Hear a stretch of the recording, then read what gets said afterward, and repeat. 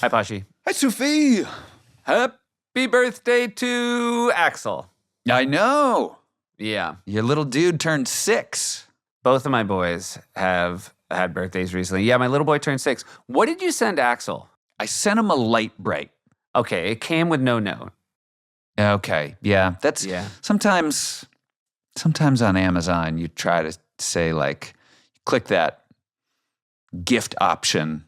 Yeah. I feel like maybe they put like a tiny slip of paper in there. I feel bad. I need to order gifts for the kids and have them come to me. Then I need to wrap them. And then I get it, man. I think you could also just heads us, right? And we could wrap them for you because we have all the means to do that. Yeah. And if Alexi heard me say that, she would be well within her rights to push me out a window. I was like, we wrap them. We as a couple. But we can do some real talk, right? Yeah. So the problem was, this Amazon package came addressed to me. Yeah. And did you think it was your light bright? No, but I opened it up and it was the light bright. And then I didn't know whose light bright it was. And then Axel, I had opened it and Axel was there. Uh-huh. And I'm just going to say, I don't think he was like super hoping it was his. Well, I'll say this. This is totally fine. I'm not hurt here at all. I bought Ash, your eldest, a Lego Harry Potter thing. Because he had asked for it. Well, because he loves Harry Potter and all he talks about is Lego. And he seemed not into it. So I wanted to do something outside the box. Yeah.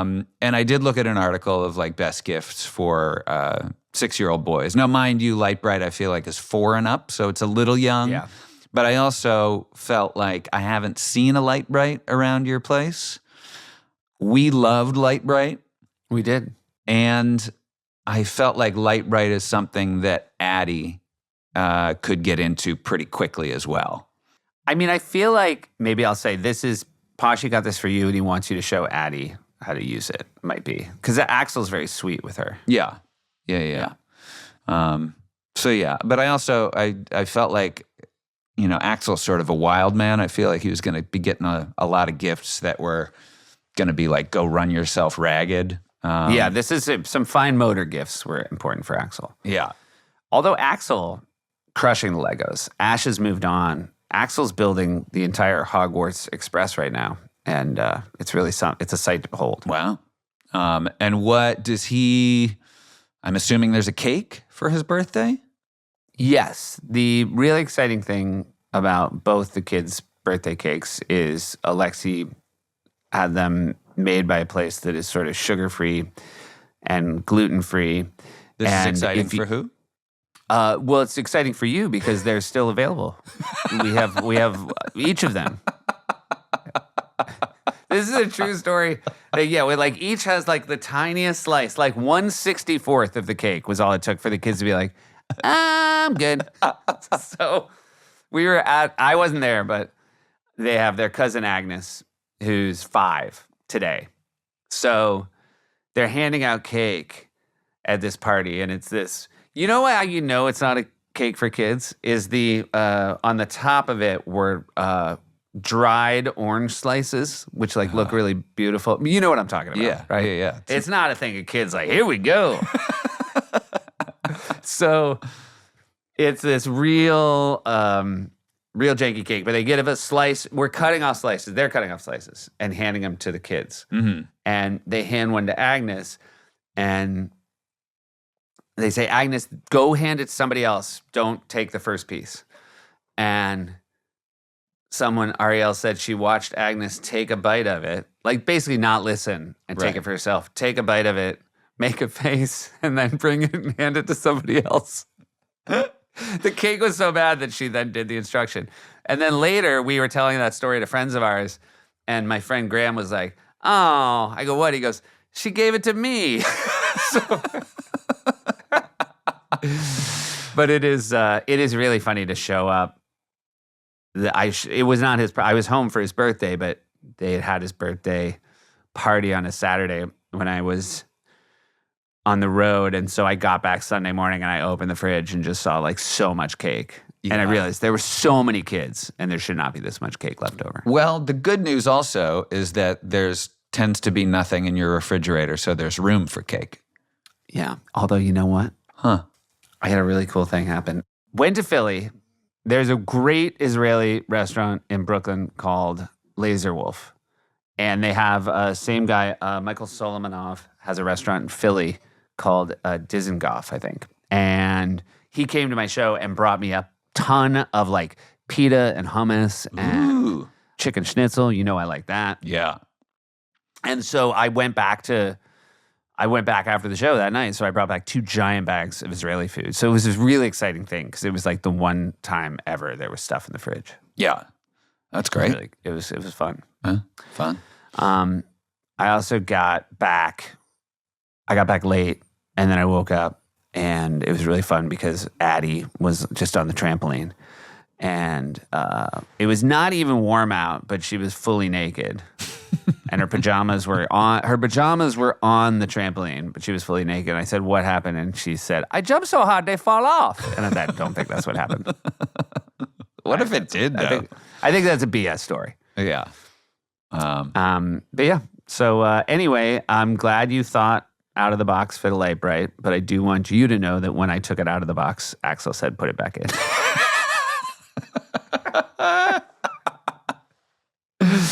But we'll send you a picture when he makes a nice light bright. Yeah. He's going to like it. Does he know what a light bright is? I think he does. Can you sing the song? Do you remember the old light bright commercial? No, I mean, I want to just say light bright, but I'm sure I know it's like, light bright, it's a banana nut. I think it was like that. Okay. Yeah, no, don't remember. All right, well, some of us have the gift. You didn't seem super confident. No, I'm light bright, it's a banana. This was a real joy. Oh, yeah. Bowen Yang, man, he has an incredible story, and he's a wonderful person, and I love talking to him. And everybody here is going to listen to it. But first, what should they do first, Pashi? I think they should listen to a little Jeff Tweedy. Well, then let's do that. All right. Family chips with the Myers brothers. Family chips with the Myers brothers. Here we go. Hello. Hi. How are How's you? it going? I'm good. I like you in front of a bookshelf. You feel like you're about to make a point on MSNBC. I cannot imagine. I want to see all of like the pre-production in those rooms for those professors or whatever those people do. I know. I wonder how many of them are doing it on their own and how many of them are making some TA who thought they were actually going to be doing academic stuff, set up Zoom lights. I was listening to a podcast the other day, and someone clearly had a bookcase of relevant books behind them, and some book became part of the conversation. And then at a commercial break, they moved it so it was more prominent. And it was so sometimes I think people are doing their own set dressing. Josh, you're giving me great ideas for writing night. Go. You know what? I think in the way, I don't know who wrote the bowling alley sketch for Jacob Elordi. Oh, Stephen Castillo and Dan Bulla. But yeah. But that was a really nice, that is a new thing that no one had pointed out yet. But the minute you saw it, you were like, yep, that's a new thing. And I do think the Zoom setup for people with books behind them, that's it, Bowen. That is the seed of something. That is the seed of something. Thank you for maybe letting me germinate. I don't know. Now, Bowen, do you know much about podcasts and sort of Not the form? really. How many episodes have you done of Las Culturistas now? We spent months planning for our 400th episode special. Wow. And we didn't realize no one on the team had like made the count. And so we've really blown past 400 like as of like January, but we still haven't done the special episodes yet. Yeah, that's so 400, too much. That's incredible. I will say I feel a burden today because your podcast with Matt Rogers is the most fun I've ever had as a guest on a podcast. So I'm hoping to bring some of that light to you now. Oh, absolutely. Well, first of all, I am already having a blast. I do have to apologize. One, for y'all, I canceled on these two wonderful people last week because Oh, I that's no problem. mismanaged my time. And two, I don't know why I did this. I went out drinking last night. I was overserved. Oh, and look at you. yeah. Am I coming off okay? You're Do I coming off seem great. hungover? I wouldn't have known. I'm also, you know Really? what? I just had a real tickle up the back of my neck flashback to a Monday night boozer. Oh, what I wouldn't give. I don't do those often. I don't know what came over me. Did it kind of get away from you? Did a dinner turn into a bigger thing?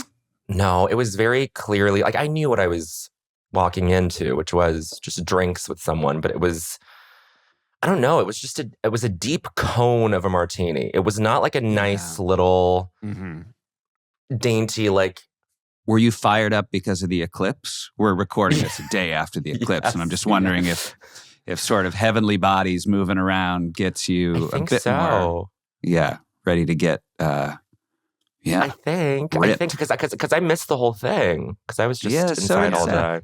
day. I missed it too. I have a very pathetic thing to say, which just reflects sadly on what I think a lot of married people do. I went out to dinner last night and I had 3 Negronis. I was at Right. dinner with Steve Higgins. And Great. I had 3 Negronis and I came home and Alexi was still up and she said, "Oh my God, you smell like so much alcohol. What did you have to drink?" And I said, "A Negroni." And she said, "Just one?" And I said, 2. So I tried to lie. I tried to lie and say I had 1. And then when I was caught in the lie, I still didn't tell the truth. I stopped at 2. Still And these are rounded the little down to- tidbits I put in to try to incentivize her to listen to the podcast. That I want her to know this is the truth. This is where the telling truth. place. Yeah. Before we get into it, Bowen, I have a quick story that my fiance asked if I was going to tell, and I said, "Well, yes." Well, yes. I don't know if the first time we met was at like a post Emmys party that Yes, you had that something sounds to do about at. right. Seth had something to do at. I was coming to meet Seth. I had nothing to do with the Emmys party, but I met you at this party, and we showed up, and my fiance was turned. She was just like ready to party, and 50 Cent was there, and it was 50. like, and at some point, like I met you, and I want to say she met you, and a song came on, and she was like, "Hey, let's go dance." And you were sort of like, okay, but then she started going to the dance floor. Then you realized, I don't know who this girl is. And then she got to the dance floor and she was all alone. And you, No! I think you correctly bailed because even I wasn't going with her. Yeah, I was like, where were you? Where are you? Well, in yeah. that I mean, I schema? was like, oh, she's just like, she's on one and she's like trying to get people to rally to the dance floor. And she was like, "Hey, Bowen, let's dance." And you're like, okay. And then you're like, "I don't know you. This is weird." That doesn't. If a kind stranger implores me to dance, I will dance with them. That doesn't sound like me, but I'm mortified that we abandoned her. No, it was. I mean, she did great for herself that night. But she always remembers it as like she was like, "I didn't know Bowen Yang," but I was like, "Let's go," and he's like, "Okay," and then all of a sudden I was alone. Josh, do you remember? Did I geek out at you about like Spishak or any like Mad TV I think things maybe. that night? Okay, Maybe And Spishak. thank you for allowing me that. Yeah, people are always freaking out about Spishacking at you. Spishak. I had, I went up at an Emmy party a couple years ago. I hope I'm saying her last name right. She's the wonderful actress from Severance, Britt Lower. Is that it? Is it Lower or Oh Lower? yeah, she's fab. Yeah, she was at that party. She was at same party. So I went Yeah. up to her to tell her how much I loved her in Severance. But I will say she was middle dance floor having a blast. And I Yeah. felt like an old guy who was coming out and be like, "Ma'am, I have some words of praise." I remember the group of people she was dancing with, and Yeah. it was a group that like you should not go into. And it was very loud. And what she seemed to be saying to me, which then Josh explained to me because I had not made the connection, was, do you remember this, Josh? What she said to me? She was like, I don't know. "Your brother is a good Frankenstein." Oh yeah, So exactly. Oh. And so I had this moment of, well, this woman has been overserved. And then I went over to Josh and said, "Yeah, I really agree." But she was like talking about my brother is Frankenstein. And then I had forgotten that Josh had done an episode of Man Seeking Woman, right? yeah. I did. Where you were Frankenstein. You Yeah, were it was in a Frank- scene with her where you were Frankenstein. I was Frank and boyfriend. She made the perfect boyfriend. It was like her sort of, I was her creation and I was everything she wanted, but then I was gay. And she was like, oh no, I built this perfect man and he's gay. And he's gay. Yeah. It's technically Franken boyfriend's gay guy. it's Dr. Franken boyfriend. I see what you're Right. I'm just glad I didn't go back on the dance floor, interrupt her a second time, and be like, hey, I get it now. That is kind of like a throwaway compliment that isn't quite specific enough or for like not contextualized properly for you. Yeah. Well, looking back on it, I find it very lovely. She was basically saying, "Oh, that's so nice." Also, she had worked with Josh. Just the way she said it was, I didn't quite connect it. Mm-hmm. I was like, "He's not a Frankenstein. He's a real boy. He's a real man." Call my brother Frankenstein. Yeah. So you have your family story is fantastic, and a lot of big moves, which are not technically trips. But you were born in Brisbane. Mm-hmm. And how long, your parents met in China, and how long had they lived in Australia? They had been in Australia for, I want to say, 4 years at that point. My sister was born there as well, 2 years before me. And so they were down there because my dad was getting a doctorate in mining explosives. And you better have some credentials before you just jump into that one. Totally. Yeah. And so he was going to school and mom was raising us. And then when I was 6 months old, I think basically when I was okay to fly as a human being, like as soon as I was okay to fly at 6 months old, I was spirited away to Canada. And that's Montreal. And that's it was Kingston, Ontario for a couple of years, and then Montreal after that. So do you have any? So you probably have no memories of Brisbane at all. Zero memories of Brisbane. We went back in 2016, and it seems lovely. And like I felt no actual connection to the place until we were like walking through a park, and my mom was like, Bowen, like. The first water you drank is from this place. Like the first food you ate is from this place. Like, because I think I made a comment. Like I was like, I don't really. It's weird to think of this as like the place as my birthplace. And she was like, no. Like, and she was being very motherly and in that way of being like, no, this is actually kind of meaningful no matter what. And was that trip back in 2016? Was that the family like making a return to the? Yes. Okay. Yes. Sister come as well?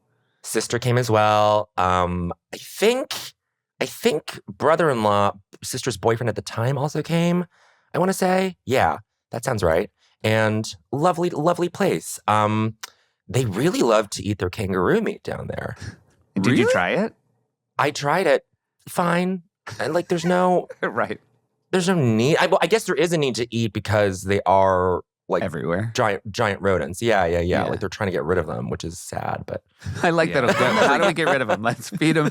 Let's eat them. Feed them to the humans. Let's eat them. Yeah. I got an idea. Do you think they like to eat it, or when tourists come, they tell you we love to eat this? That's a fun grift. If that's the case. Ooh, try some of this. I guess if you're eating that, we'll have the steak, the cow steak. Yeah. Oh, you gotta try it. Fun. Try this. You'll love it.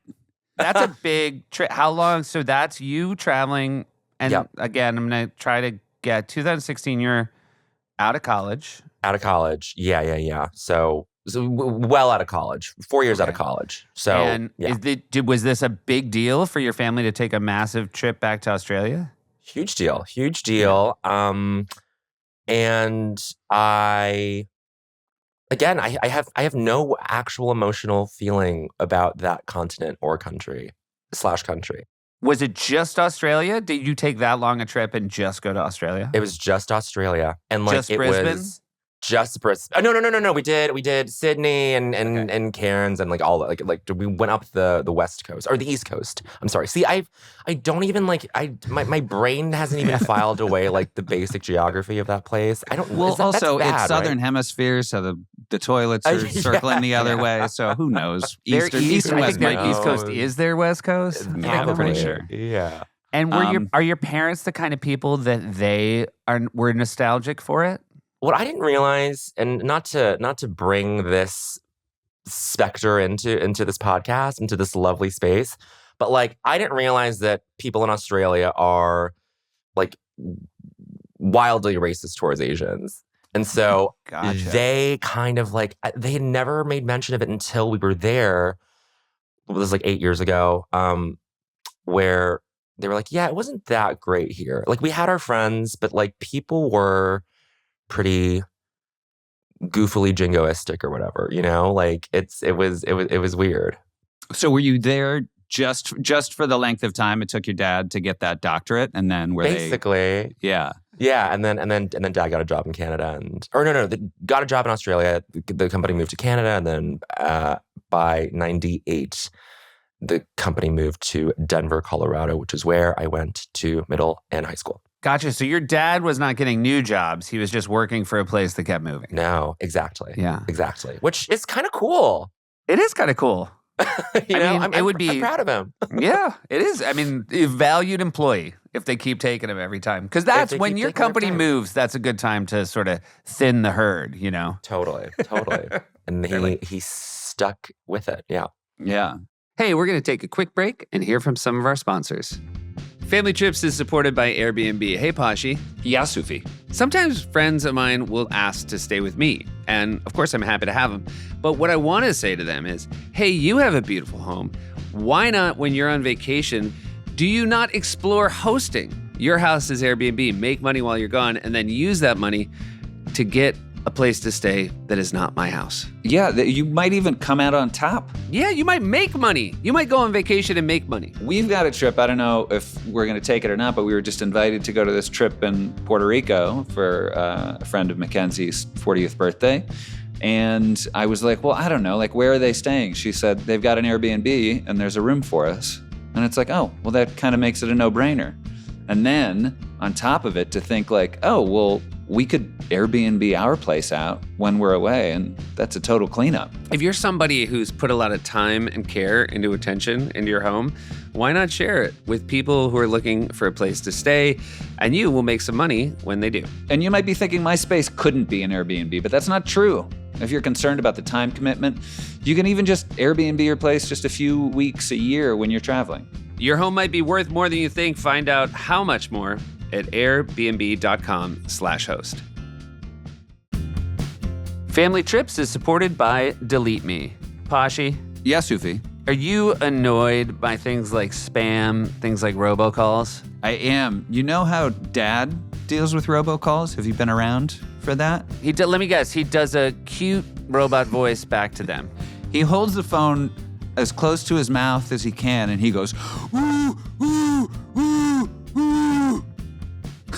That's good. That seems to be something a robot would respond to. It scares everyone in the room with him, and I'm hoping it So scares... it only works against his own family.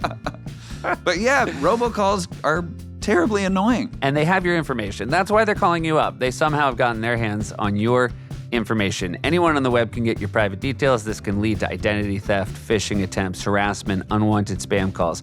But now you can protect your privacy with DeleteMe. DeleteMe finds and removes any personal information you don't want online and make sure it stays off. DeleteMe is a subscription service that removes your personal info from the largest people search databases on the web, and in the process helps prevent potential ID theft, doxing, and phishing scams. Take control of your data and keep your private life private by signing up for DeleteMe now at a special discount for our listeners. Today, get 20% off your DeleteMe plan when you go to joindeleteme.com/trips and use promo code TRIPS at checkout.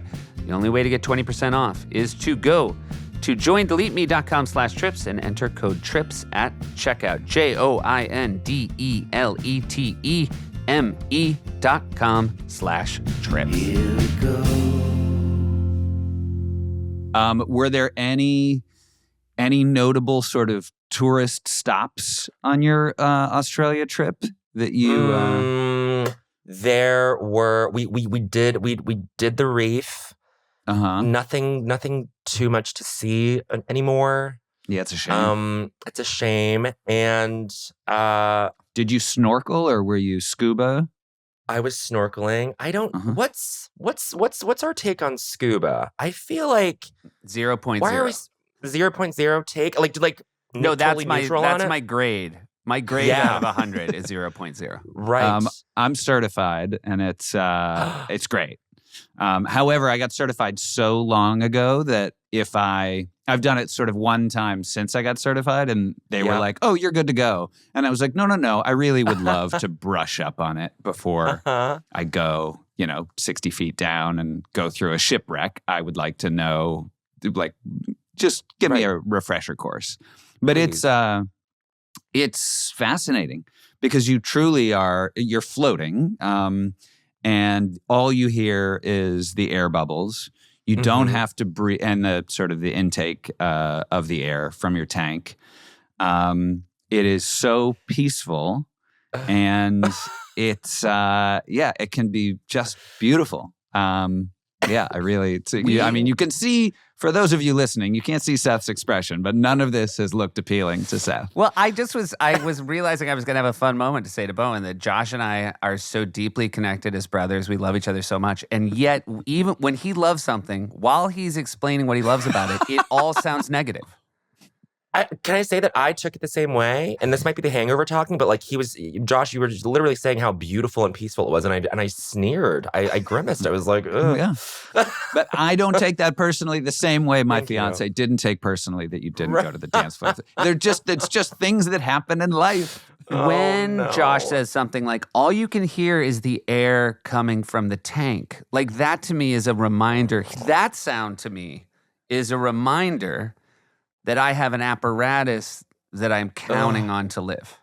To hear, it's like this when you go into a hospital and you hear like, on a coma patient. No thank you. While the medium around you is like pressing down on you in a lethal, dangerous way. No, the one thing I understand it's worth doing because there's no HD photos of fish. So it's really the only way to see them. I will say there was one of the dives I've done. You sort of there was a drop. Like you were on like the seabed, and then there was a significant drop into a trench. And when you go over that drop, the water gets so much colder and it's so dark, and it is terrifying. But in a way that, I still remember it. And I didn't want to go down that trench, but it was, I liked it. Once again, the peaceful part is terrifying to me. And then Josh goes, then there is a terrifying part. And I'm like, dude, my pants have already been shit. My pants been shit. And you're describing not wanting to go down there, but you got certified. Yeah. But wait, did I mention there are eels? Oh, jeez Louise. I was thinking this morning. Do fish have souls? Do things in the sea have souls? You drank so much last night.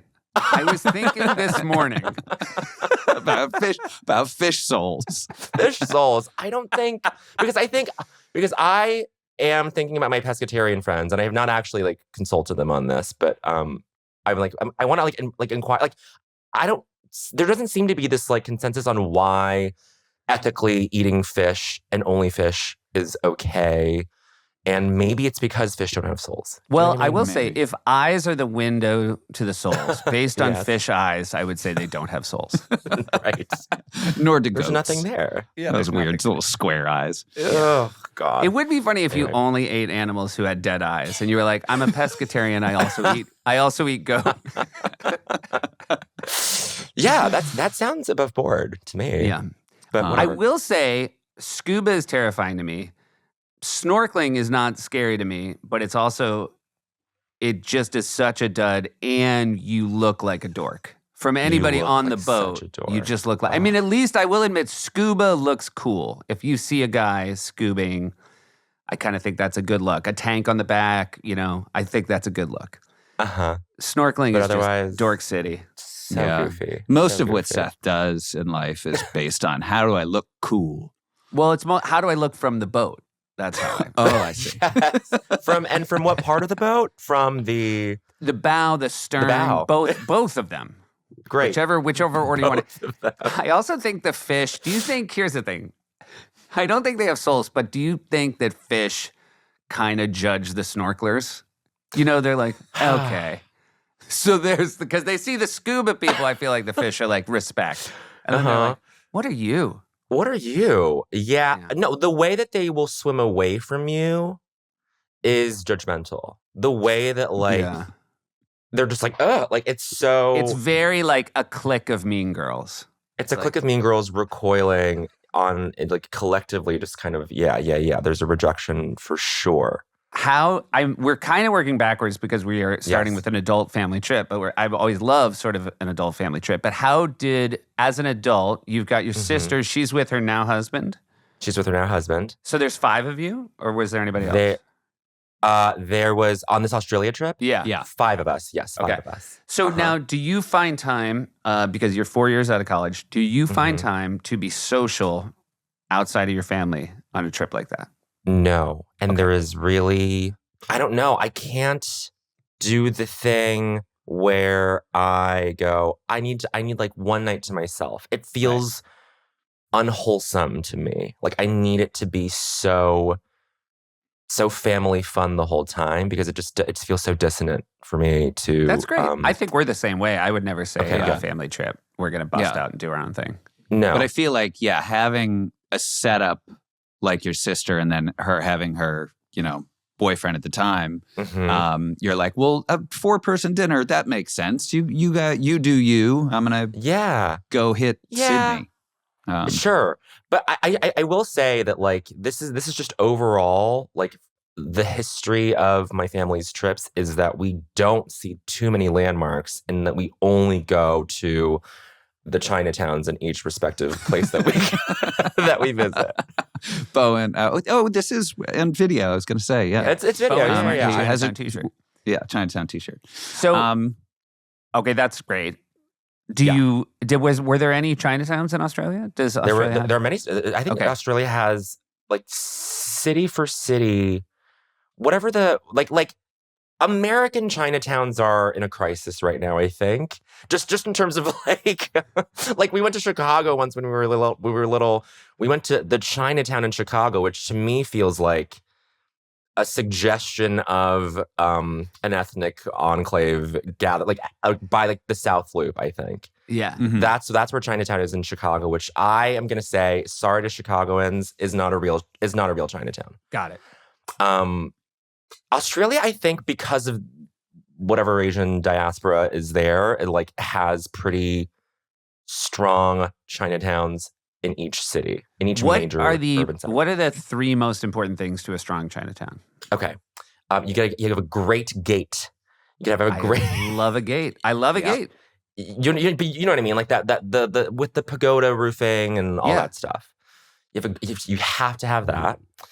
You have to have one dim sum restaurant that needs that requires you climb like 2 escalators to get to. And you need I think you need like one nice like purse table on a sidewalk. Okay, great. Table for purses. What do you think when your parents go to a Chinatown? Do they want to just feel at home, away from home? I think it's like this is so like this is out of I don't know. This is out of like some immigrant movie, but it's like I was always, my sister and I were always very frustrated that like all they wanted to do was go visit Chinatowns, and now I totally get it, and I think it's quite beautiful. But like at the time, we like growing up, we hated going because we were like, we want to go to, I can't even think. Like we want to go see like Statue of Liberty, whatever, like, and all we did in New York was go to Chinatown when I was 14, go to 30 Rock, take the NBC studio tour, then go to the Gershwin and press my face up against the theater at Wicked, the doors of Wicked. Yeah. How do you feel currently? How would you rate the New York Chinatown? It's fine. It's mostly like I'm going through it. I am like, it's an intermediary space for me. I don't really go there as a destination anymore. I am really sympathizing with the residents who are. I was trying to write an update about this last week, but they are building the world's tallest jail there. Oh my God. and the residents are not very pleased. And I was like, do I play like a Chinatown resident who's just like, this is New York? I don't know, like I don't like that kind of thing. But anyway, the Chinatown in New York is great. Flushing is great. Central Park's great. I just think it's what is sad right now is that like Chinatowns are getting smaller and smaller around the world, and that's Yeah. You that's speak too bad. Mandarin, correct? Terribly. Yes. Okay. When you go to a Chinatown, what do you speak? I speak Mandarin, and then people do that thing where they just go, I'll just speak English to you. You know, like they're not gonna keep the charade going. Gotcha. Are you valued as a beloved Chinese American celebrity? I know, but within a Chinatown. I was wondering. No, I don't think. I don't think they watch or care. That was my You might need some hard copy headshots to go around. That's how it works in a lot of dry cleaners, restaurants. But I don't know if that's a Chinatown thing as well. Do you know the Mandarin word for iceberg, and would you be able to tell if people were whispering it as you walked by? I do. I have not encountered that. Although, I mean, wait, this is what I'm wondering. Have you guys had experience with this? Is it that you bring the hard copy headshot to the pizzeria and then you sign it, or they have it? They have it on file. It is weird. Like back in the day, right? Like where did Danny Aiello, every time he went to a pizza place, just have a briefcase with him? It must be that it must be that they have the next time you come in, I'm gonna have your headshot. Yeah. Right. And then that's it. Yeah. Yeah. Or I think they ask you for it. They're like, "Hey, we'd love to hang it up," and you're like, Sure. "Well, I love how you starch my shirts, so this is going to work out great." They make it less awkward for you. They're like, God, I wish I had one of your headshots. Do you know where I could get one? And then you're like, you know what? I'll bring one. Yeah. Why don't I just bring one? Actually, why don't I get it out of my bag right now? Just like Danny. All right, so Great Barrier Reef. We are going to get to some younger trips, but Great Barrier Reef, kind of a dud, but that's not the Great Barrier Reef's fault. No. That's climate change, and that's us. Yeah. So any other notable sort of Australia trip? Either things that happened that weren't around Uluru. I'm so sorry. You guys are being so sweet about just teasing any details out of me, and I'm giving you nothing. Did you see a boomerang? Did you see? What we did was we went to the Opera House in Sydney, and they did live orchestra playing scoring to Amadeus, which That's really good. loved. Which Which the is fun movie? for the whole So did family. they show the movie and they scored it? Showed the movie and they scored it, and we were watching young Cynthia Nixon play a nun. I'm so glad you said that because I just watched Amadeus for the first time. Shamefully. And I couldn't okay. believe when Cynthia Nixon showed up. What did you think of the movie as a whole, Seth? I loved it. And so it good. was one of those, I kind of always knew I'd love it. And I just think it came out when I was just a little too young, and then I just never came around and saw it. Sure, So. totally. But that was fun for the whole family. Do your Yeah. parents like going to the arts in that way? No, Okay. not at all. And what about your And- sister? Sister, yes. So was that a tough sell to go to the Sydney Opera House then, or was it just My mom's my mom's criterion for movies, we'll say, is if it won Best Picture, I'll see it. okay? And so thankfully Amadeus did win Best Picture. Yeah. and that was, and so therefore it was not too hard of a sell. But I mean, Dad couldn't be bothered to go to any cultural thing. And that's okay. And in the past I would resent him for that, but I think it's just because he's I don't get what's going on. I took them to Hamilton in the heyday of Hamilton, and both of them fell asleep. I was just this is not Like, I'm all for people falling Wasted on asleep them. during plays, but I think Hamilton might be the hardest one to fall asleep at Yeah, for the last tough like 10 one. years. Pretty loud show. It's very loud. There's gunfire and stuff. Yeah. Yeah, The- even the lyrics are like gunfire. You're This right. is so. It is so interesting that you just realized there's a thousand different ways, if not more, to make a comedian. Because Josh and I grew up. Our parents loved SNL. We watched SNL with our parents, and it does seem like maybe your parents had. And it's also so funny. You've taken it so much farther than Josh and I, and you were just plugged into. I feel all American culture. And your parents, did they just not plug into it at all? Not at all. Like, did not grow up with cable. So Saturdays was me adjusting the bunny ears to go from Fox, from Mad TV, which I got clearer. I got clearer picture of Fox. And then going to NBC and being like, well, it's a little fuzzier, but Britney Spears is hosting, so I have to watch. But then traveling on any trip, like my dad would go to Gillette, Wyoming, like once a month.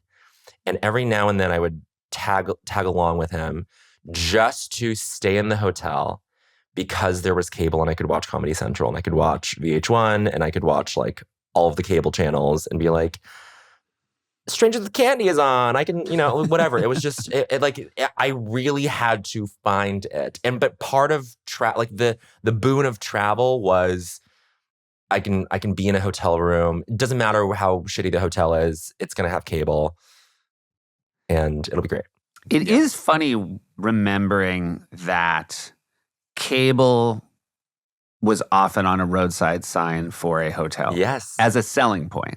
Right. In this day and age, obviously, that seems insane. Although I bet in a great amount of the middle of the country, they're still letting people know they have cable. But it was true. I remember when we were little even, oh my God, they're going to have ESPN. Like, I don't think, and it would and then how frustrated my dad was that I wanted to spend 8 hours inside in Florida just watching cable television.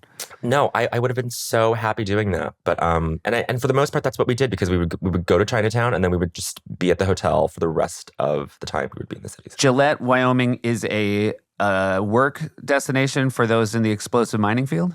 It is it is the, gosh, it's so early for me and I'm so hungover. What it is the... It's the Vegas for explosives engineers. It's the Vegas, yeah. right? Yeah. Mm-hmm. And it's quite fun. It's great. Gillette, Wyoming, highly recommend. Interesting. I would say that has not come up. I'm certain it has not come up yet on our previous episode. I mean, it's the most flyover a place could be, but it knows it, and I think it really leans into, without it being so alienating, like a perfectly lovely, charming place. And when you say lovely, is it like lovely for blowing up rocks, for like blowing up the sides of mountains to get resources, natural resources? Yes, for that, for watching Flavor of Love in a hotel room.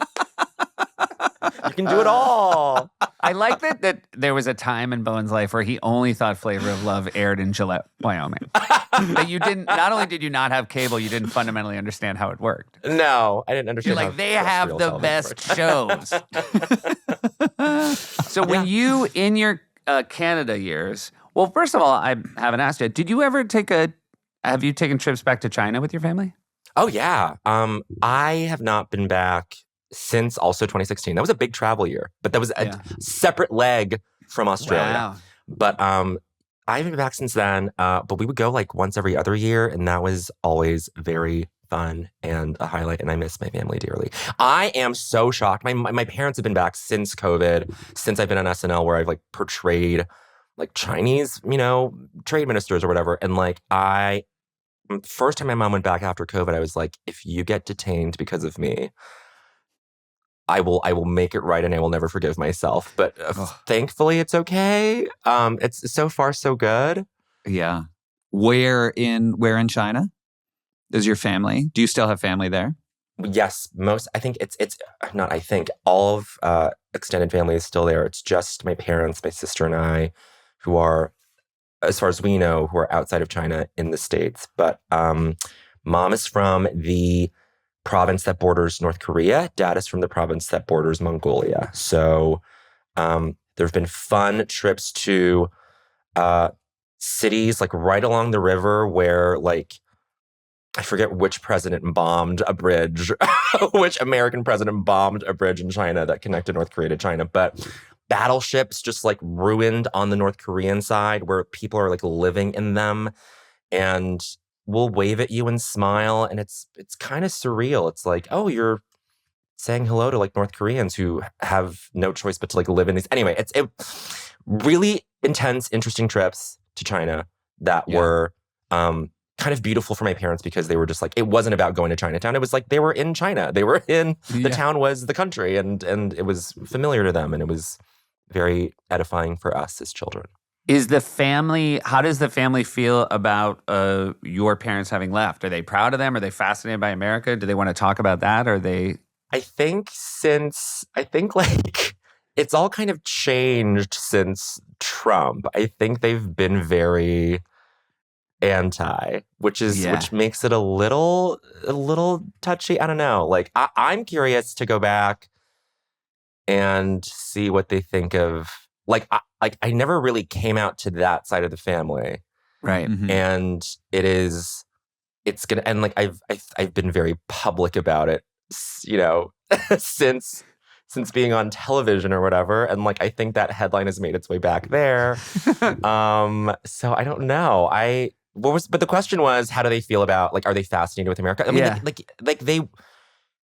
they were until Trump got elected. And do you have like cousins that are your age? Do you have? Oh, that's great. Yeah, they're my age, and like, but like that. Yeah, the thing, like, I think made for like a lonely childhood where it was just me and my sister because extended family was not within 5,000 miles. You know.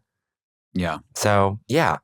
And this is quite therapeutic to talk about, actually. Well, it's interesting too because it seems like because you immigrated not to like go to communities like Chinese communities. You immigrated because your dad had a job. So exactly, I would imagine you also didn't have that landing spot that I feel like a lot of immigrants do, where they show up and even if it's not family, it's like friends of family and.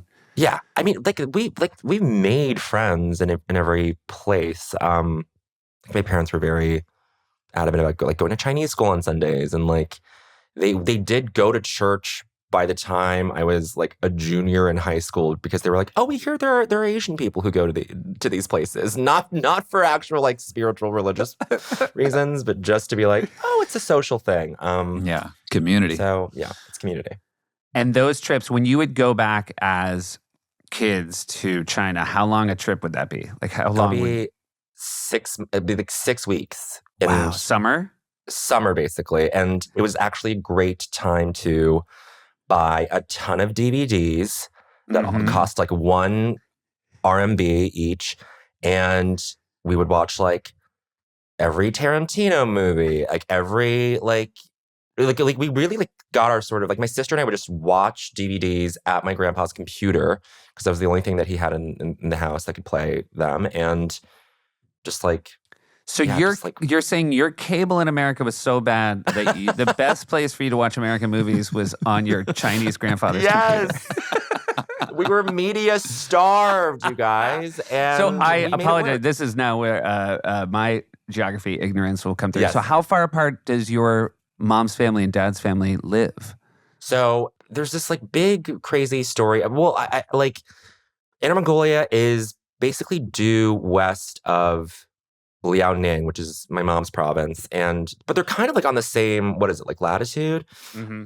But like dad's family was like very rural, uneducated, were like in like arid sort of subsistence farmers in Inner Mongolia. And then mom's side of the family was academics, and grandma was a doctor. And basically like once they got married, there was this big project to like pull them out of the countryside, which is very interesting. I think like it was for the best, but there is some like residual tension within the family of like, oh, like we were kind of snatched out of this perfectly lovely provincial thing that we made work, you know? Why was your mom there?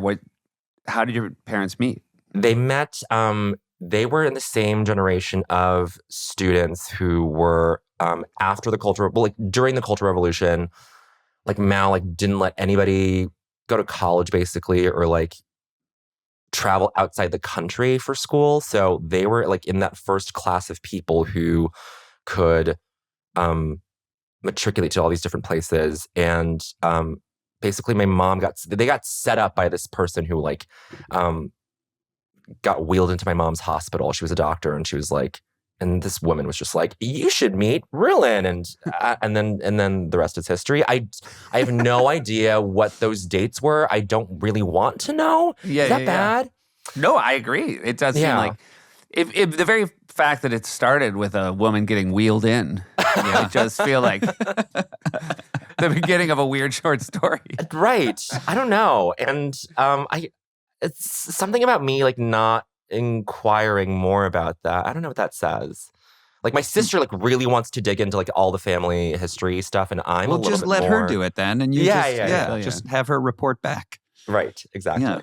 That is her. Yeah, that's the way I feel. Like that's her Great Barrier Reef. Like she, like Josh, she's like, this is one of the great wonders, and I'm like, eh. And now we're going to take a quick break to hear from one of our sponsors. Family Trips is supported by Aura Frames. Hey, Pashi. Yeah, Sufi. Mother's Day is coming up. Sure is. And you know what's great about Aura Frames? I do. Oh, well then, do you want to tell us? Well, I mean, it's a perfect gift because they are beautiful Wi-Fi connected digital picture frames that allow you to share and display unlimited photos. And one of the nice things about Aura Frames is you can preload them for your, let's be honest, our mom. And it's nice to have the ability to be able to upload photos remotely to her frame, to her delight and surprise, so she can look at the frame and a new picture can pop up of one of her grandchildren, of me and my fiance, some nice place I've been, some dark room that Seth sits in all day. They're very hard to photograph because they're so dark. Hey, Pashi, what's your least favorite picture of my kids? What kind of picture? Where they have food all over their faces. You guys, right now, Aura has a great deal for Mother's Day. Listeners can save on the perfect gift by visiting auraframes.com to get a $30 off plus free shipping. $30 off plus free shipping on their best-selling frame. That's auraframes.com. Use code TRIPS at checkout to save. Terms and conditions apply. And you mentioned that a mom could get surprised by a picture that came up. Will you just quickly do mom being surprised by a picture? Also, clean your kids up. Oh, wait, we're back to that? Yeah, just wipe their faces off, then take a picture of them. I know they're not good at eating. Here we go. Then you go, so you're how old when you guys get to Colorado? I am 8 years old. This is Okay. 98. This is, I'm coming from Montreal to Denver. I was convinced at that age that, because this is right after Columbine and JonBenet Ramsey, which both took place in Colorado. I was like, this is where people get murdered. This is where people go to die Right. in the US. And my mom was late to pick me up from school one day, like my first week in the 4th grade. My mom was late to pick me up from school, 10 minutes late. And I am hysterically crying because I'm convinced that someone like carjacked her and like murdered her just in the streets. Like I was so perturbed by like the idea that we were living in the US, which was culturally like, which wasn't even that different from Montreal. Materially, it was just like the concept of living in America was terrifying to me. Yeah. Wow. But there I was. Yeah. And that was before you even got there. You were just terrified about the idea. Yeah, because it was, I don't know, like, there was just like a lot of, I think I was reckoning with like death because it was after Diana too. Like, it was like, murder was like in the culture. And I don't know, like, I was like, it was a weird time to grow up, I'm realizing. How was your sister with the move? A couple years older? Was she excited Couple years about older. America? She was excited. I think she kind of, I don't know, assimilated it slightly better because we were coming from speaking French all the time, dirty, rotten French, like Quebecois French all the time, to like, I remember she walked me to school one day, like my first day of school, she walked me to school and she was like, okay, so in English you call it a period. You end a sentence with a period, and it's a noun, and it's a verb. Like she was like kind of like doing quick translations for me for like grammar stuff into English, and I don't know why that sticks out, but I indelibly remember that. But I think she like found her people like pretty quickly, and like she still is friends with those people from middle school, whereas I have completely cut off all contact with people from Colorado, which I don't know what that says about me either. Yeah. Look, you got out alive.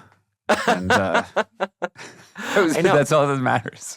That's all that matters. My oases were Gillette, Wyoming, and I don't know, like whatever house had like South Park on. I was just so like, I just needed to like leave and get out of Dodge. Colorado is such a sort of natural playground. Did you take advantage of that? It sounds like you just wanted to be in a hotel room watching television, Yes. but did you do any of the sort of the rivers, the mountains, the forests, the sort of Colorado, what we think of as Colorado stuff We kind of did. It was kind of just like what everyone did. Like you would you would go into school on Monday and people would be like the teacher would go around the class, be like, what did you guys do this weekend? And like half the class would be like, we went to Vail, and totally foreign concept to us.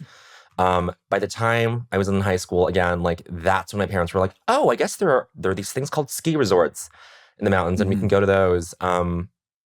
And we did. But one of like the trip that like stuck out to me when I was asked to be on this podcast was a trip to Yellowstone, and also involves like maybe like the Great Barrier Reef. There was just a really harrowing incident at Old Faithful, and I'm coming into this whole thing like a notoriously bad storyteller with like a really spotty memory, and so please forgive me if like this is such a lurchy great. I'm retelling. So this was a time when grandma was here. My mom's parents had come to stay with us for about a year. Okay. I was 11, 12, and we were going up to Yellowstone. Why did they come for a year? Was it just we want to see our family and our grandkids? Okay. This was kind of a common thing for at least for like Chinese families who could like pay for it, who had immigrated. Like like we're getting grandma and grandpa, we're getting like the parents, like the -1 generation, the 0th generation, to come and stay with us for an extended amount of time. Great. We'll get them the visas, whatever. So they'd come. They really wanted to see the natural beauty of not only Colorado, but Wyoming and Utah and Montana or whatever. So we drove up to Yellowstone. We get to Old Faithful. The movie The Way Back must have been mentioned on this podcast, right? That probably gets a lot of play on this podcast, right? The Way Back? The Way Back. It's the Nat Faxon movie about like the kid who's like in the back of the van. I know what you're talking about, but it has not first mentioned. Okay, really? Was it the way back? The Way Back. I'm missing one way. Sorry. Yeah, I feel like the Way Back was like some like war movie.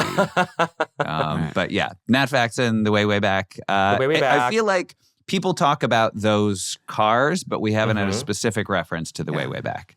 That movie, like that whole Yellowstone trip was that movie basically, where I was just in the back, taking up the whole row, just like playing Game Boy and listening to like the Pokemon the First Movie soundtrack. But we were driving through Yellowstone, and we get to Old Faithful. Basically what happened, the short version of the story is my mom goes to like pick up a brochure or something, and she like splits off from the group.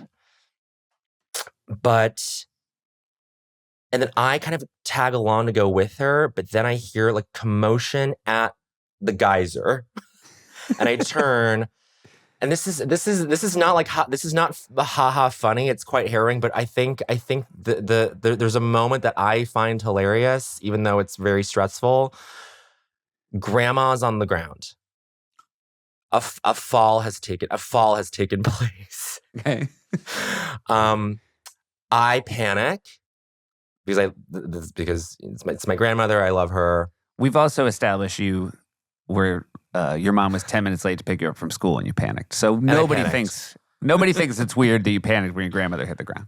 This is the perfect sort of like concentric circle around that story of thinking my mom had been murdered. I see grandma on the ground. I'm midway, but I'm sort of between grandma and mom. And I turn and run to my mother and I scream, "Grandma's dead! Grandma's dead!"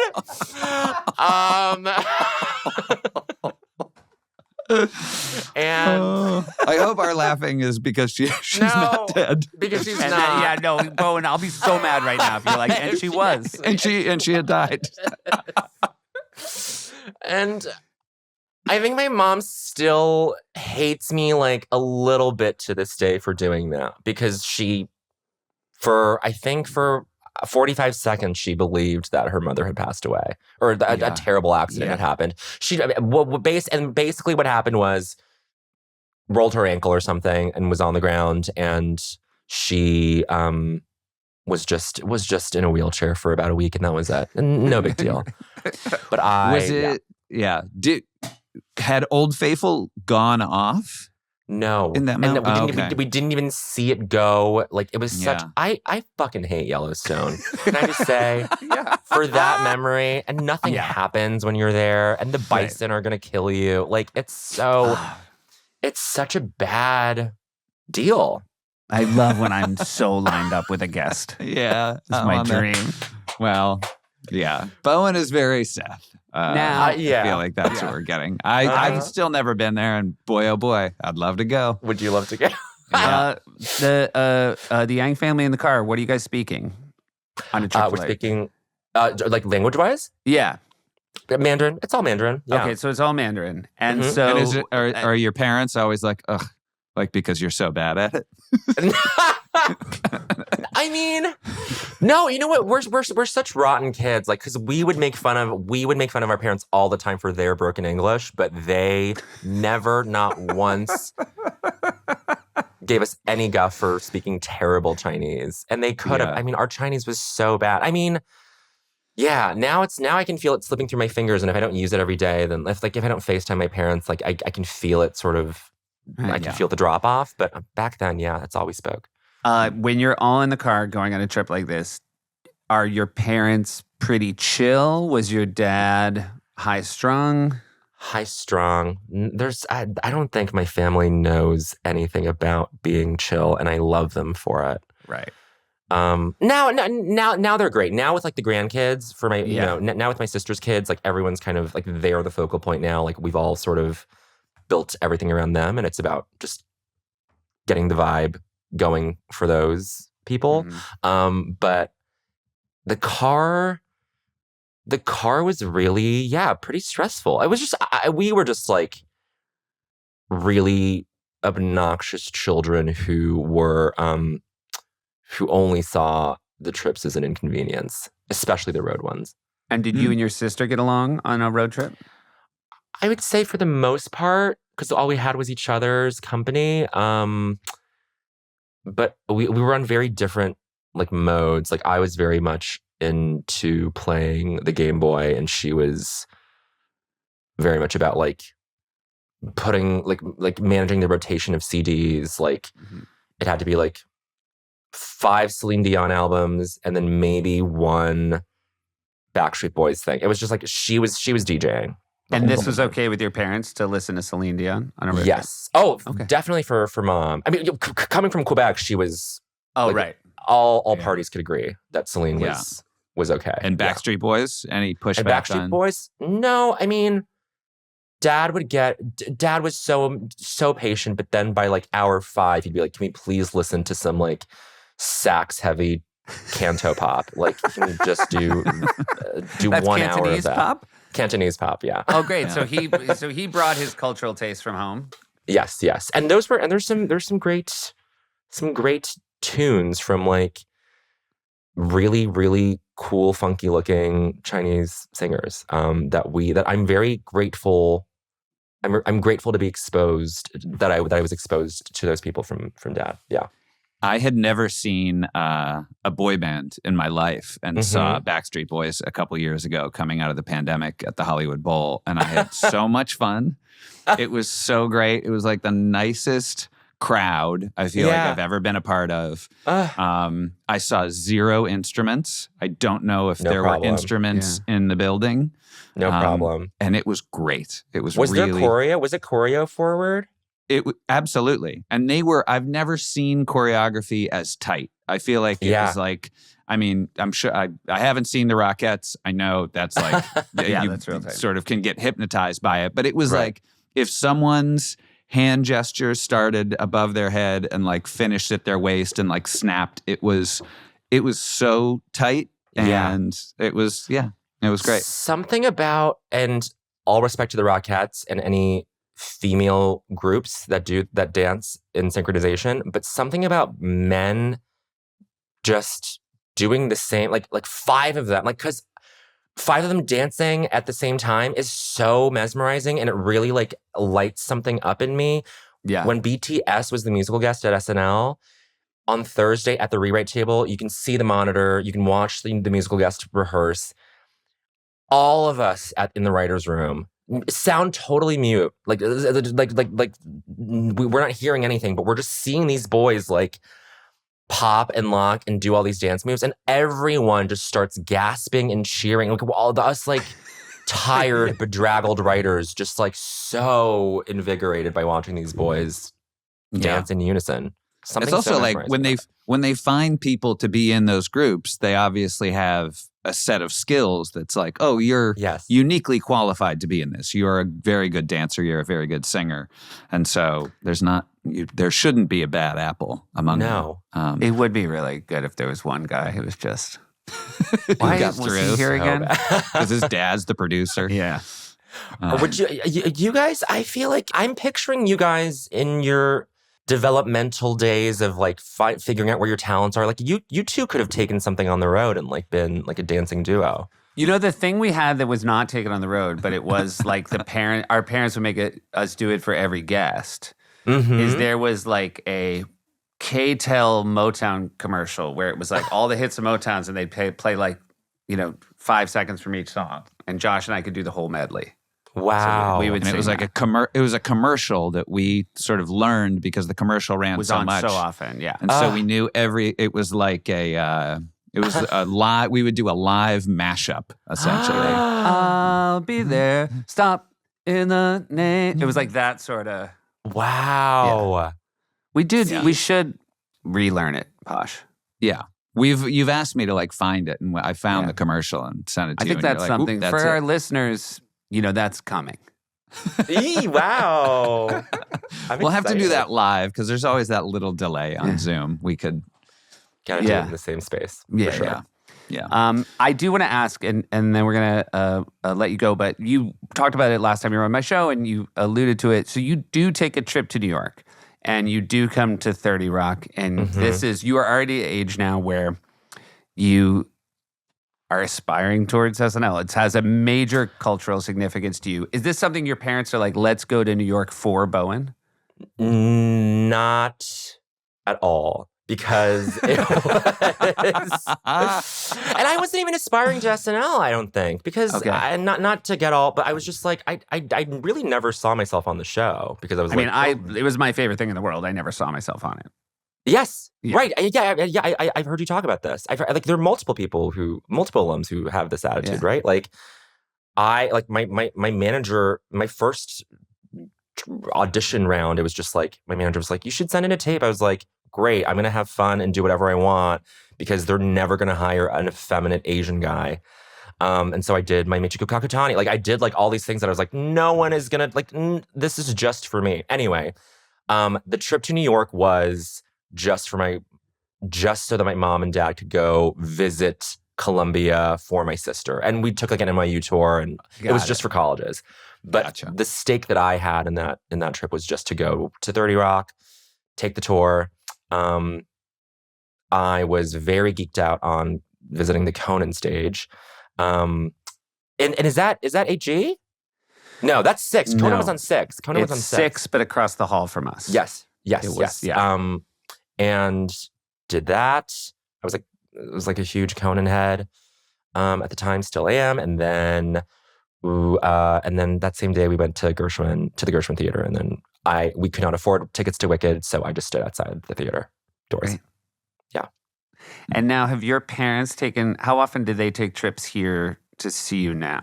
Pretty often. Or my mom's retired, and so she really pushes she really wants to come at all times, and I really have to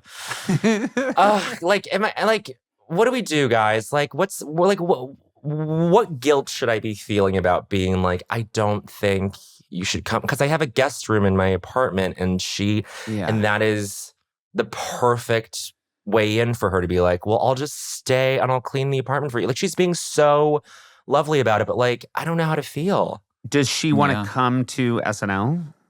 She would love to come to SNL.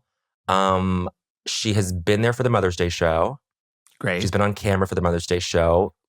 Combo guys, crew guys on the floor are always asking about her in such a sweet way. She was a big hit with the crew. And now they watch every week, but I don't think I still don't know if they totally understand what's happening. Right. That's a tricky one, because I will say, one, I think it's really, you know, it's hard to say no to parents. Two, as somebody who now fully appreciates how finite my time at SNL was, I do wish I could go back and have, you know what I mean? It's a different week when mom's there, right? I know. Do you live close? Do you live close to Chinatown? I don't. Okay. But I mean, I was worried that you did. And I was going to say you have to move further away from Chinatown, because maybe that's a draw for your mother. Oh, totally. No, but they'll come soon, and it's always lovely. And it's actually, to go back to like the sort of like social breakout thing, like from the Australia trip. It's like, now I do feel comfortable being like, I'm gonna go see some friends and get a drink. Yeah. Are you guys okay just hanging out at the apartment, at the hotel? Can I make you guys a dinner reservation? Whatever. And then they're like, yeah, whatever. And they're very chill. Do they always come together? They typically come together. That's a nice thing. I will say our parents are the same way. Yeah, it's like sweet. Sometimes my dad will be in New York for business without her, but it's very sweet how they do like to be together. Yeah, I think they will come here for the Culture Awards in June. This is the Las Culturista Awards. Where are you holding them? They are at King's Theater. It's a massive theater in Brooklyn. Big, beautiful theater in Brooklyn. If you guys happen to be in town, we would love to have you. I'm very excited. Know. It's June. It's June 15th. Okay. But if you guys are in town, would love culture. And we're celebrating very niche specific culture for two gay men in their 30s. But hopefully it can be enjoyed for all. I mean, I want to say that this is a podcast that I am very outside the culture that you guys love, and the way you talk about it, it doesn't matter that you don't know it. That's it. It's the joy of the way. It's listening to people speak of things with joy makes you really enjoy them. You know who I saw, by the way? Who? I saw Michelle Williams. Yes. And I told her, I'm like, I don't know if you listen to Las Culturistas, but they had very nice things to say about you reading the Britney Spears book on tape. And she was like, I mean, if you could imagine, like. Oh, that was a very good Michelle Williams. Thank you. Hear Lauren. Yeah. And I was a nonverbal. So, definitely jump over to YouTube, everybody, if you're listening online, to watch my very good Michelle Williams.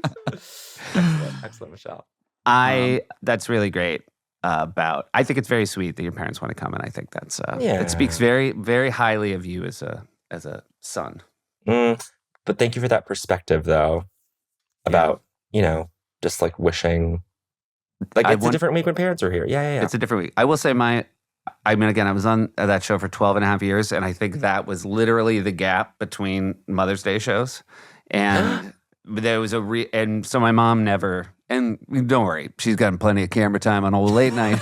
but I do feel as though she was robbed from her. That was, I think the Mother's Day show is a really special thing, and I think they're it's very cool sweet. It's very cute to watch them all talk to each other. That's the part I wish I could have seen. Yeah, right. Oh, watching Ago's mom talked to my mom, talked to Pete's mom. Like, it was just like, there was something really Yeah. sweet. Oh my God. And then Cecily's mom went out to dinner with my parents. And it was like, and then like both of us were on a pre-tape on Friday, like at 1 a.m. being like, our parents got like dumplings together. Isn't that so sweet? Oh, that's Very, very amazing. nice. Yeah. All right, you. This has just been very special talking to you, as it always is, Bowen. And now Josh is going to ask you some questions that we ask all of our guests. Yes. All right, here we go. You can only pick one of these. Is your ideal vacation relaxing, adventurous, or educational? Relaxing. What is your favorite means of transportation? Train, plane, automobile, bike, boat? Something I else? am gonna say train. Train with like a surface to play like a card game on. That's great. What's your card game of choice? Okay. I just watched The Sting for the first time, That's Mhm. great. and it's made me want to play poker. I have no idea how to play poker, but we play this game. In Chinese, it's called 真上游, but it's very, it's quick and it's fun. It's like, I don't know. I think I might start a club and really popularize it in the West. Standard Great. deck of cards to play Standard that deck of game? cards. Yes. Okay, great. Deeply fun. I was Okay. looking at I was playing like a dumb card game with my kids the other day. They nailed it, man. Whenever they nailed cards, they nailed it. Yeah. It's just everybody was like, "Yep, this is good. We don't have to change it at all." No one was ever like, the world over. "Yeah." Like, Nobody's like, "What everyone if the knows card? What if the numbers went up to 20?" It's like, no, this is good. We're good with this forever. Forever. Excellent. If you could take a vacation with any family other than your own family, alive or dead, fictional or real, what family would you like to take a family vacation with? Wow. I had this fantasy of being a Von Trapp child, and so I'm gonna say Von Trapp's. Oh my God, the Julie Andrews episode. I know, Anyway, right? sorry. That's Yeah. amazing. It was Yeah. pretty. Yeah. I'm still agog. Ugh. If you had to be stranded on a desert island with one member of your family, who would it be? Oh my God. I'm gonna say Dad, because Dad and I have done one-on-one trips together and have had great success and scrappiness. Were they just the Gillette Wyomings, or did you have other one-on-ones? No, there were other. Well, there were, and this is a little dark too. But like, he would drive me down to Colorado Springs for conversion therapy. And So those were fun trips. They were not fun trips, but they were. But like, we would bond in the car. Like, it was like genuine connection that we hadn't had, and the circumstances and the context were so crazy and dark and bad and sad, but it ended up being okay. Were the drives home, did you get a sense that he wanted to say, so how did it go? I mean, did you Yes. talk about the actual therapy on the drives home? We talked about the actual therapy on the drives home because Gotcha. he was just like, am I getting what I'm paying for? Am I getting my money's worth? But it was just like a great time to just like put on music and talk and shoot the breeze, and yeah.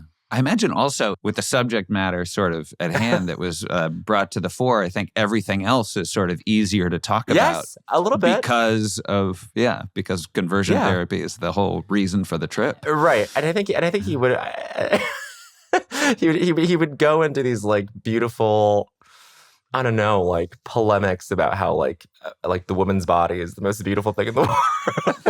I was like, By the way, if my dad had done that, it would have probably converted me to gay. Like, Now, do you feel like, because again, how many years later would you say acceptance took? Like, God, it was kind of, it wasn't totally linear, but I would say basically, I want to say like 2017, 2018. It was like, and how many years after conversion therapy was that? that was 10 years. Oh, wow. A full decade of like, this is... Gotcha. they're Did your not dad okay try with to get us. his money back? He should have.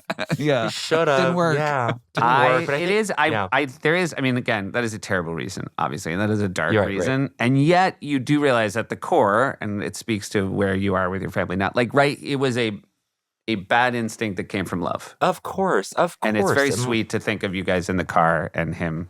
I don't know. There's something very loving about it. Oh yeah. No, it's all love, and we laugh about it now. Well, that's great. Truly. What do you consider your hometown? Is it Denver? I consider it Denver, Aurora, Okay. Colorado. Yeah. Okay. Yeah. And would you recommend Aurora as a vacation destination? Not at all. Okay. Very good. I like the guests that don't. We do have some guests where their answer is definitely not at all, and they put a lot more front on it, where they're like, no, don't get me wrong. It's wonderful. And I like that you just went right into it. No, and I don't think anyone from there. I mean, it's lovely people live there. Absolutely. Too late.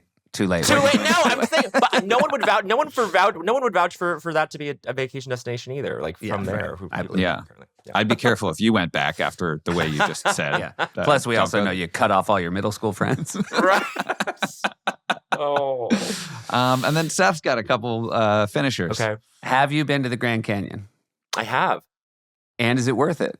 It is. I have very little memory of it, but I Okay, want to say yes. Interesting. Seth wants you to say no. I do. I mean, we're finally diverging here late in the podcast.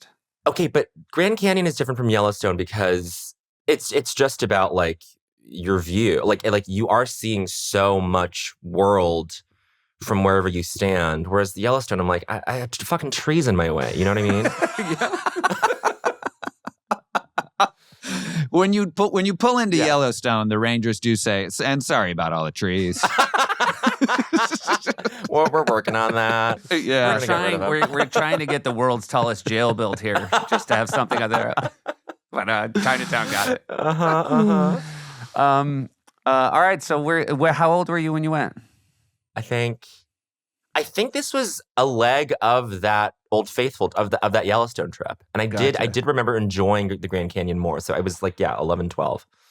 Grandma had just almost died. Well, certainly, I will say, given the two places, it's better that your grandma took a header at the geyser. What a delight it has been to talk to you, Bowen. I hope it wasn't juicing a stone. Like I hope I had things to give. You did. And you have more to give. So you have more to give. Don't feel like you're depleted. Thank you. All right. I love you, Bowen. Love you guys. Thank you so much. Me. Bye. Of course. Family trips with the Myers brothers.